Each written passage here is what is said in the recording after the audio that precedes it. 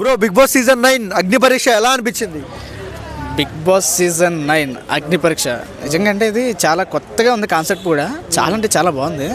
తర్వాత ఈ సెలెక్టింగ్ చేయడం, ఇప్పుడు నార్మల్ పీపుల్ని ఒక సైడ్ పెట్టడం, సెలబ్రిటీస్ అయితే ఒక సైడ్ పెట్టడం అని టాక్ వస్తుంది. మరి ఎంతవరకు నిజం అనేది మనకు కూడా తెలియదు. ఈ ప్రోమో చూసిన తర్వాత అయితే నేను ఒక డిసైడ్ అయ్యాను, కొత్తగా ఉండబోతుంది బిగ్ బాస్ మట్టుకి. తర్వాత మన నాగార్జున గారు అన్నారు కదా, ఈ సంవత్సరం ఈ సీజన్ 9కి బిగ్ బాస్ లేకుండా చేశానని.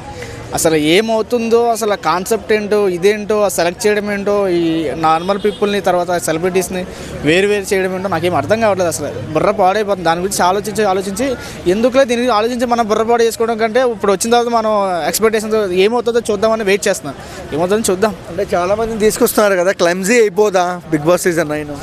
క్లమ్జీ అయిపోతుందా అంటే అయిపోతుంది. అంటే నార్మల్ పీపుల్ని తర్వాత సెలబ్రిటీస్ని పక్కన పెట్టడం అనేది క్లమ్జీ అయిపోతుంది. మరి వేరు చేస్తారో లేకపోతే కలుపుతారో అనేది ఎవరికి తెలియట్లేదు. సో ఓవరాల్గా ఏం చెప్తారు బిగ్ బాస్ 9 హిట్ అవుతుందా ఫట్ అవుతుందా? సూపర్ హిట్ అవుతుంది అన్న, బ్లాక్ బస్టర్ అవుతుంది ఈసారి. అంటే మీ పాయింట్ ఆఫ్ వ్యూలో చెప్పండి, ఒక ఆడియన్గా ఎవరిని పెడితే హై వస్తుంది బిగ్ బాస్కి? ఎవరిని పెడితే హై వస్తుంది అనేది మన ఈ సినిమా చూసాం కదా మొన్న కోర్టు, అందులో అన్న పేరు ఏం పేరు? శివాజీ అన్న గారు. ఆయన ఉంటే హైప్ వస్తుంది అన్న. ఆయన చూసేస్తాం కదా, ఆయన చూసేస్తాం మేము. మళ్ళీ ఆయన వస్తే బాగుంటుందని నా ఫీలింగ్ అంతే. కొత్త వాళ్ళని ఎవరు పెడితే బాగుంటుంది చెప్పు?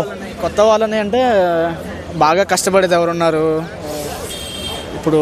సెలబ్రిటీస్ ప్రకారంగానా లేకపోతే యూట్యూబర్ ప్రకారంగానా? సెలబ్రిటీ ఎవరైనా హై రావాలి. హై రావాలంటే మనకు పెద్ద ఐడియా లేదు. హై రావాలంటే మనకంత